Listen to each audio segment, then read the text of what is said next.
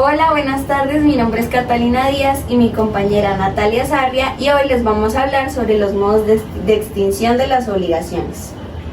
Bueno, para esto tuvimos en cuenta como fundamento los artículos 16, 25 y siguientes. Yo les hablaré sobre los primeros 4 modos de extinción directa que van a ser el pago o solución efectivos, la novación, la transacción y la remisión. Y yo les voy a hablar sobre la compensación, la confusión, la pérdida de la cosa que se debe, la condición resolutoria, la declaración de nulidad y la prescripción. Bueno, el primer modo del que les voy a hablar es el pago o solución efectiva. Primero se va a entender que el pago es la prestación de lo que se debe. Segundo, es importante tener en cuenta de que la el pago se hará conforme a la obligación o lo estipulado por la ley. Y tercero, de que no se puede obligar al acreedor a recibir más de lo que se debe, sea de mayor o de igual valor. Bueno, les voy a hablar ahora sobre los tipos de pagos. Primero está el pago periódico o los gastos. En la carta de pago de 3 periodos consecutivos y determinados se presumirá el pago de los anteriores periodos, y también los gastos que ocasione el pago serán por parte del deudor. Segundo, están los pagos por terceros. Significa que cualquier persona puede asumir la deuda por parte del deudor, pero si la obligación es de hacer y para la prestación de ese servicio se ha tenido en cuenta la actitud del deudor, no podrá ejecutarse el pago por medio de otra persona en contra del acreedor. Tercer tipo de pago es la transferencia de propiedad. Para este tipo de pago solo debe hacerlo el que sea dueño o el que tenga la facultad de enajenarlo o que tenga consentimiento por parte del dueño para hacer el pago. Y si la cosa es fungible y el acreedor la ha consumido, el pago se hará válido aunque el que haya pagado no sea el dueño. La cuarta es el pago sin consentimiento del deudor. El que paga sin conocimiento del deudor puede tener derecho al reembolso, pero no puede ejercer ninguna acción contra el acreedor. Y el que paga en contra de la voluntad del deudor no tiene derecho ni siquiera al reembolso. Otro tipo es a quién debe hacerse el pago. El pago siempre se hará al acreedor o la persona que termine la ley o el juez. En este caso es importante tener en cuenta que el pago que se ha hecho de buena fe a estas personas que ha determinado la ley o el juez va a ser válido, pero ellos no van a ser los dueños de este pago.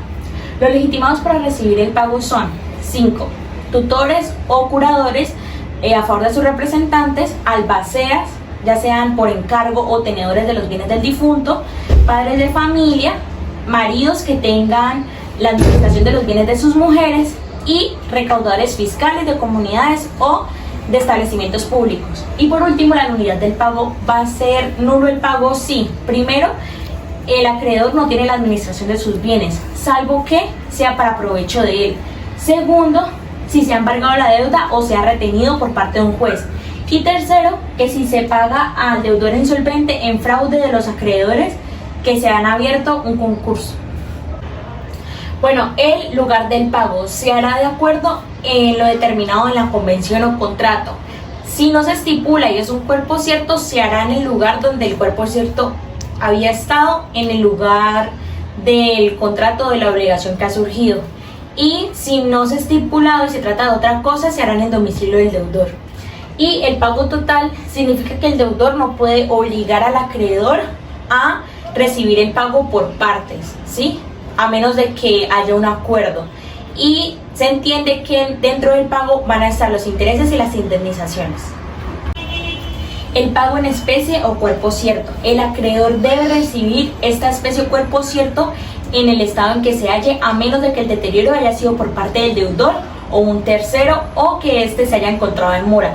Si pasan alguna de estas dos suposiciones y el acreedor decide aceptar la cosa, él puede tenerla y se le hará indemnización.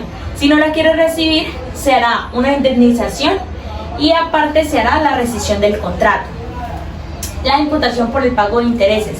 Si se deben capital e intereses, primero se imputarán el pago de los intereses, pero si el acreedor decide que se impute primero el capital, pues así se hará. Y si el acreedor otorga carta de pago y no se mencionan los intereses, se entenderán que ya están pagados.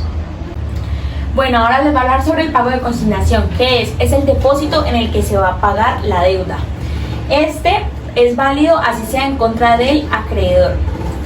Los requisitos: la consignación debe tener previamente una oferta y tiene que cumplir con ciertas circunstancias. Primero, que sea hecho el pago por una persona capaz. Segundo, que el acreedor sea capaz de recibir el pago. Tercero, que si la obligación es a plazo, este debe haber expirado o la condición se debe haber cumplido.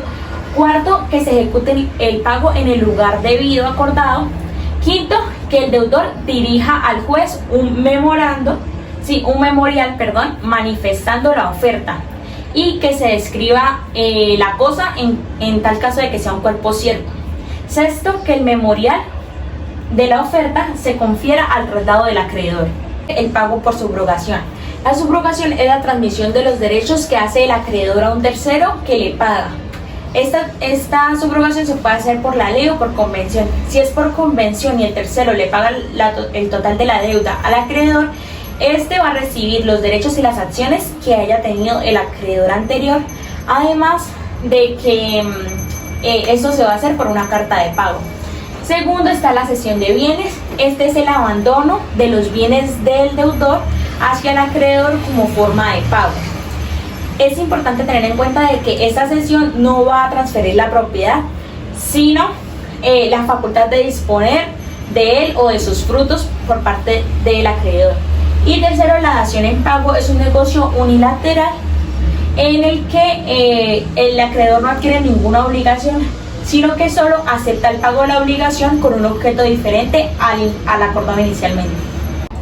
El segundo modo de la novación encuentra su fundamento en el artículo 1687 del Código Civil y habla de que tanto el acreedor como el deudor deben tener la intención inequívoca de crear una nueva obligación para extinguir una anterior. No hay novación cuando la obligación tiene una condición o también cuando un tercero es subrogado en los derechos del acreedor.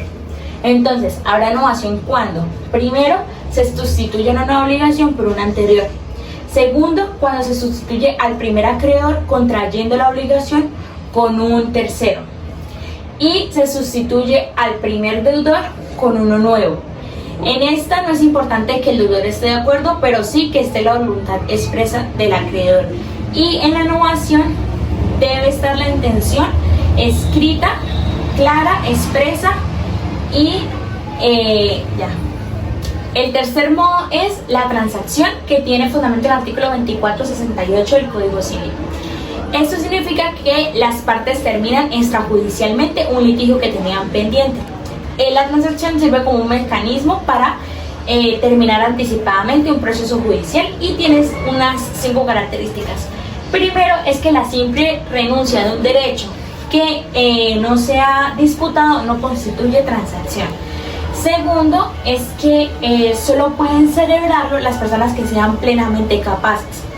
Tercero, si el titular del derecho en disputa no obra personalmente, debe ceder un poder, ya sea especial o general, a un tercero en donde especifique el derecho o bien que quiera ceder. Cuarto, la transacción no puede recaer sobre derechos personalísimos. Y quinto, es nula la transacción si al celebrarse esta ya estuviera terminado el litigio por sentencia en cosa juzgada y una de las partes no tuviera conocimiento al momento de celebrarse el contrato. El cuarto modo es la remisión, encuentra su fundamento en el artículo 2468 del Código Civil. ¿Esto qué quiere decir? La remisión de una deuda o condonación es perdonarla, es decir, que el acreedor pierde su derecho crediticio al pago de la obligación. El acreedor debe tener plena capacidad, según lo estipule el Código Civil, para remitir una deuda. Y la remisión va a tener las mismas reglas de la donación, es decir, que debe haber insinuación cuando la deuda sobrepase los 50 salarios mínimos. Hay unos requisitos para la remisión. Primero, hay remisión tácita cuando el acreedor entrega voluntariamente el título o lo cancela o lo destruye con tal de extinguir la deuda. Segundo, que el acreedor puede probar que la remisión o condonación de esa deuda no fue de forma voluntaria, sino que hubo fuerza, dolo o algún otro vicio. Tercero, que la remisión del aprendo de la hipoteca no constituye la remisión total de la deuda. Y cuarto, que requiere autorización notarial cuando la deuda sobrepase los 50 salarios mínimos legales mensuales mínimos. En el quinto modo de extinguir las obligaciones encontramos la compensación, que opera cuando existen dos personas que son deudoras una de la otra, y en este caso, por esta figura, se extingue la obligación. No hace falta el consentimiento de ninguna de las dos o de las dos, porque entonces no se serviría de nada el mandato legal. Las normas que fundamentan esta figura, como vemos acá, son de la 1714 a la 1723. Esta figura requiere unos requisitos, son tres básicamente. El primero es que ambas sean del mismo género, es decir, que sean fungibles. Requiere que las dos sean líquidas, es decir, que al hacer una simple operación aritmética, las dos sean del mismo valor, o en caso de ser un objeto, el precio de la cosa sea el mismo en los dos lados. Y por último, que sean actualmente exigibles, es decir, que no estén a la espera de ningún plazo o condición. En sexto lugar tenemos la confusión. ¿Qué es la confusión como modo de extinguir las obligaciones? Es cuando concurren en una misma persona la calidad de acreedor y deudor, y de derecho se verifica que se extingue la obligación. Esto tiene unos principales efectos, que son 5. Primero, si se extingue la obligación principal, se extingue la fianza. Pero segundo, si se extingue la fianza, no se va a extinguir la obligación principal. Tercero, si el concurso se verifica en una sola de las partes de la obligación, solo se va a extinguir esa parte de la obligación. Cuarto, si hay confusión entre uno de los deudores solidarios y el acreedor, el deudor puede repetir contra cada uno de sus codeudores por la parte que le corresponde. Y en quinto lugar, si hay confusión entre alguno de los acreedores solidarios y el deudor, este acreedor tiene obligación para responder por la parte que le corresponde a cada uno de sus codeudores.